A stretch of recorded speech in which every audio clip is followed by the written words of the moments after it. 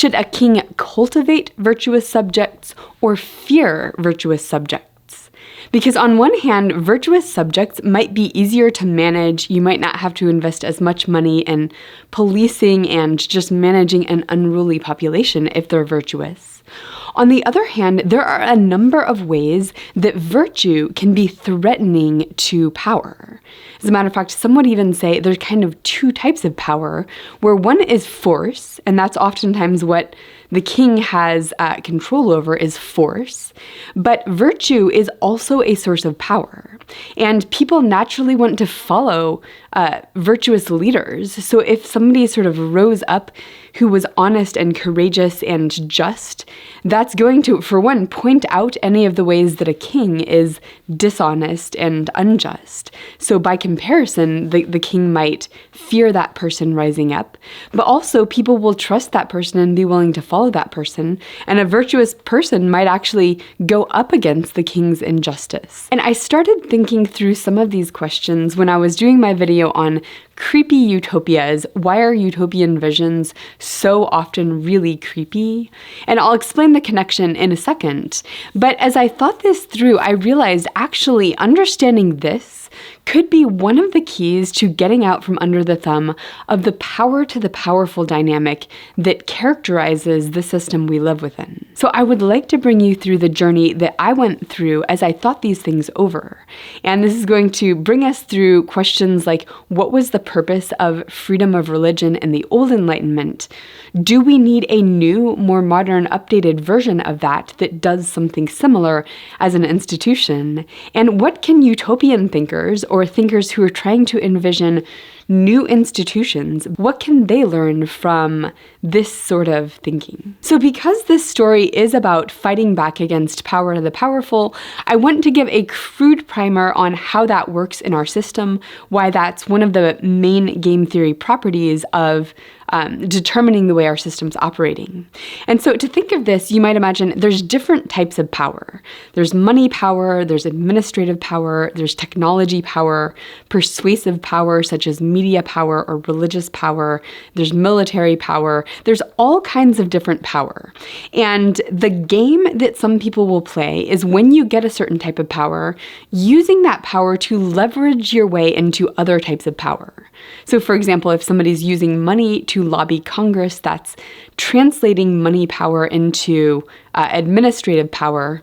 If someone's using technology power, the fact that they own digital platforms to work their way into the media environment and have persuasive power through social media algorithms, that's translating one type of power into another. Power to the powerful happens when you get groups of people who are strategic about gaining more power for themselves and their group. Now, this does not require evil actors. It's just that there is a natural tendency to act on behalf of the values of you and your in-group community and to resist anything that threatens your community's power because you need that power to live out your values. So I do tend to think of our system as sort of groups of people that are clustered at different places on a hierarchy. Now, of course, there's going to be some individuals within these groups that might be more self-seeking, might just want power for power's sake. And those people, if they're strategic, can act on well-intentioned communities. Also, when you're talking about game theory, it's really important to have different models and conflicting models to look at the system and think of the system from different perspectives. And here, because we're talking about virtue, you might imagine virtue can be cultivated individually at the person-to-person level, but virtue is oftentimes cultivated in communities of people who share values, who are trying to uphold certain things they care about as a community, and they're trying to hold each other accountable to that. And then, of course, there's a whole system level set of values that might play out in the way the different communities in the system are woven together. Power is also paradoxical in a way I describe in another video, so that it might look like a certain group has power, and they do as a group, but you zoom into that situation and no individual can act inside that little group to just impose their will. They have to be attentive to the social dynamics, the values of that community, all of the strategic behavior within that community. So the power dynamics look really different from a zoomed back versus a zoomed in perspective. Now, it was my Creepy Utopia video that sort of set me down this path of thinking. So let me give you a brief overview of that. Now, what is the task of utopian thinkers? Well, one of those tasks is to redesign institutions, to envision new and different institutions that we could move into. So I was asking the question, why does this so often go wrong? And to understand that, we needed to know what is an institution, where I define an institution as a set of rules, roles, norms, and enforcement mechanisms that structure human relationship. So this includes things like markets, it includes school systems and legal systems, it includes marriage as an institution and family roles. All of that are institutions. And institutions can be both official, where it's written down in the law, it's legal, there are official roles of people who enforce those rules, but also unofficial. So the social setting, what gets accolades, what gets scorn in a social situation, that's going to be part of an institution. And these two types of institutions, official and unofficial, need to work together for a society to actually hold up. So utopian visionaries are going to have to wrestle with both the official institutions and also institutions of the heart. Dystopian thinkers, on the other hand, are trying to get us out of an unhealthy system. They're trying to push back against, say, the power to the powerful dynamic. And in a lot of ways, we need institutions to do both things, to get us out from under the thumb of existing power structures and also to move us towards something healthier. And in my Creepy Utopia video, I used B.F. Skinner's Walden 2. This is a specific utopian vision that comes from this scientist who studied how to nudge lab rats through positive and negative reinforcement to do what he wanted them to do. That was his approach in science, and he's basically applying the same techniques to human societies, saying, what if we had this technocratic elite who just nudged people into behaving well? And in his utopia, nobody got angry, nobody got jealous, because he had perfectly raised all the children to nudge out of them all of that bad stuff. And that was why the utopia felt so creepy to me, is his subjects just felt like his little puppets. They did not feel human. And when I encounter this kind of utopia, where you have these high-level institutions that are restructuring money, restructuring hierarchy, restructuring power, and that leads to these virtuous subjects who are just wonderful to each other and generous and kind, and they just do everything right, that feels so creepy to me. So I'm always like, stop doing that. Can we just please not do that as utopian thinkers? And yet, you cannot have a society without virtuous subjects. You cannot have a society without people who are honest and courageous and kind and caring and self-sacrificing and diligent, all of these virtues. You need people to inhabit this society with those traits, or the society will fall apart if everyone's just selfish and mean and etc., etc., etc. Moreover, institutions actually do make a difference for cultivating virtue. Like, people can cultivate virtue individually by trying to live up to their own individual standards, but the best way to cultivate virtue is in a community of people who also values those virtues, who's trying to hold each other accountable and to live up to a certain set of values. So communities, if you have a community living out values, they are going to create rules, roles, norms, expectations, and enforcement mechanisms. They're going to cultivate their own institution to uphold virtue within that community. So we can't get away from institutions and their relationship to cultivating virtue. So I got to thinking about what is wrong with Skinner's version of his institutions causing virtuous subjects. And this led me down the path of considering virtue ethics, where virtue ethics comes from Aristotle, and this is where the notion of the Aristotelian mean comes into play. And the idea of an Aristotelian mean is the notion that virtues lie on a spectrum. You don't want too much, you don't want too little. So too much honesty is brutal honesty that will actually make the person just resist what you're saying. Whereas too little honesty is not speaking something that needs to be spoken. And finding the right virtuous level of honesty is on this spectrum. Same with generosity. If you're so generous that you make yourself homeless by giving away everything, that's not that's not virtue. Whereas if you're too stingy and never give away anything, that's not virtue. And finding the right level there will be important. Similarly with courage, if you got too much courage, you're just going to be reckless and not paying attention to what's likely to actually work. Whereas if you're too cowardly, on the other hand, you're not exhibiting the courage needed and called for in response to the situation. And when we think about Skinner's utopia, where this technocratic elite has engineered out all of the anger, the problem is there is such a thing as righteous anger. In some situations, you want the person to be angry, and that actually has a way of enforcing virtue, perhaps in a leader. So here I might imagine the coach of a baseball team, when the coach sees the players on the team bullying somebody on the team, leaving them out, and making fun of a member of their team. If the coach doesn't exhibit any anger when addressing this with the team might not take it seriously. They might not realize, wait a second, this is actually a moral violation. Whereas the right amount of anger, the righteous anger the coach might exhibit in chewing out the teammates for leaving out and bullying their friend, that righteous anger actually has a type of power that is a virtuous power. Now, finding the Aristotelian mean requires careful attention to the context.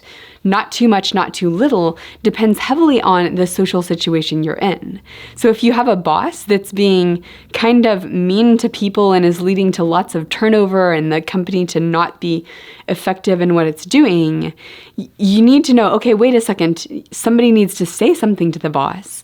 But what for that particular person is going to be brutal honesty that they will just resist versus what will be enough honesty to bring to the boss's attention a way the boss could actually improve the whole situation. That depends on the personality and the virtue of the boss himself. Similarly, a more dire circumstance might call for a greater amount of courage, where maybe it would look reckless in a normal situation, but because of the drastic situation we're in, being kind of reckless is actually what's called for. So where you fall on this Aristotelian mean depends heavily on the context, and cultivating virtue in oneself involves developing the skill of attuning what you're doing to the context. Now, how do we relate all that to the task of pushing back against a power to the powerful dynamic, the dystopian task of getting out from under the thumb of existing power structures, and also the utopian task of envisioning and designing new institutions? How does this relate? And in thinking that through, I started to think through what institutions from the old Enlightenment actually did a good job of considering virtue and designing institutions that would protect people's ability to cultivate virtue as it might stand up against power. And this led me to a consideration of freedom of religion as an institution that the old Enlighteners sort of brought forward and tried to codify, both in the law, both in the official institutions where they're enforced by the courts and enforced by the legal system, but also in the institutions of the heart, where people cultivated the kind of culture where different groups could have their own religions that used different tactics for cultivating virtue. So if freedom of religion is a high-level institution where I don't get a creepy feeling when people say, okay, that could lead to better cultivation of virtue, I wanted to unpack what is the nature of that particular institution, and do we need today something that is akin to freedom of religion, but perhaps better matched to the modern environment? And as I was thinking through that, I realized that freedom of religion is not just protecting the rights of people. It actually has a really powerful way of going up against power to the powerful. So to understand how this works, we might imagine a tyrannical king, and we might return to this question I opened with. Would a tyrannical king want to cultivate virtue in his subjects because maybe it would make them easier to rule? Or should a tyrannical king fear virtuous subjects because that virtue would have a likelihood of overthrowing his power? And the first answer I came up with to this question was that the king would want to cultivate virtue in his subjects, except where that virtue went up against his power. So cultivate them being nice to each other, not getting into fights on the streets, that's stuff he has to deal with as a ruler, cultivate that stuff. But don't cultivate the kind of person who is going to be honest in a way that will make the king's dishonesty more glaring. You don't want to cultivate that type of person that people will want to lead, or that people will want to allow to lead. But here's the problem for our tyrannical king if you return to this notion of the Aristotelian mean. The more unjust our king is, the more of people's virtuous energy is going to be directed at fighting back against that king's unjust power. So for example, let's say you have a mostly just, mostly virtuous king who just occasionally gives his son some advantages, gives them some prestigious positions that his sons didn't really earn. The question is, how much of a person's honesty energy, how much of their courage, how much of their sort of acting virtuous is going to be devoted to fighting back against this mostly just king. And on the Aristotelian mean, speaking up a little bit might be worthwhile, but you're not going to be super courageous in sort of standing up and being offensively honest to the king in that situation if the king is mostly just. Whereas if the king is taking people's food and leading people to starve and putting people in jail who speak up against the king's injustice, then people's response to that, their willingness to speak up, their willingness to be kind of reckless toward the reckless end of the courageous spectrum, might actually be much higher if they are responding well to the context. So the more unjust the king, the more this virtuous energy is going to lean toward the extreme to fight back. And as a matter of fact, if our tyrannical king only wants virtue insofar as virtue is convenient for getting the subjects to be more obedient, because sometimes obedience is actually a virtue, if the only type of virtue the king wants to cultivate is that which makes people more obedient, that's really not virtue at all. In fact, if we imagine a really tyrannical king, that king might actually want the subjects to be not virtuous. Because if they're in the streets fighting each other, and if everybody's unjust, everybody's dishonest, then the king, for one, looks fine in comparison. All of the tyranny from the king might get a little more attention, but everyone might look around and say, well, who would you replace the king with? Nobody is actually virtuous. So the king doesn't need to fear the threat of power that somebody could rise up who has virtue to overthrow the king. So how exactly was freedom of religion as an institution in the Old Enlightenment fighting back against power to the powerful? And I think this has to do with the notion that an unjust ruler is going to see communities that are genuinely cultivating virtue as threats to his own power. And freedom of religion basically protected the ability of smaller communities to cultivate in their people the kind of virtues that could actually fight against unjust power. And what can we learn about that, about the nature of institutions that we might need to fight power structures today? And I would call freedom of religion a boundary-based institution. So what is a boundary? And our first image might be a fence around a property, where that boundary creates a line within which the people who own that property get to determine the institutions. They get to determine the rules of that property. Will you smoke? Are you allowed to smoke inside the house? Who gets to come into the property and who is kept out? What are the rules about wearing shoes within the house? And that boundary around their property stops other people from coming in and dictating the rules. In other words, the fence around a property is going to protect the lower layers of the system, the families. The fence around the church protects the ability of the members of that church to determine their own institutions. Even if a king or a technocratic elite at a higher layer may not like the particular rules that set of people, that smaller community, is determining for themselves. And this works just like a cell membrane, where in biology, the cell gets to determine what comes into the cell based on what's healthy for that cell and what kinds of substances or chemicals are going to be kept out of the cell.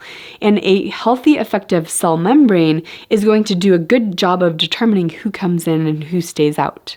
And similarly, you don't have to let people in your house if they're toxic and if they hurt people in your family, the boundary around your property allows you the rights to determine who comes in and who comes out. And you might want to cultivate people coming into your property who are healthy and who value the children and lift everybody in the community up. Same with the boundary of a church. Who do you want to come into that boundary? Who do you want to keep out based on the values that that church is trying to uphold? So essentially, boundaries in a system protect the ability of people at a lower layer in the system to set their own rules, to design their own institutions, their own sets of rules, expectations, norms, enforcement mechanisms, to uphold the values of that lower layer of the community. Freedom of religion, in other words, protects the boundary of smaller communities to determine their own institutions. That fights back against power structures that find the cultivation of virtue to be threatening.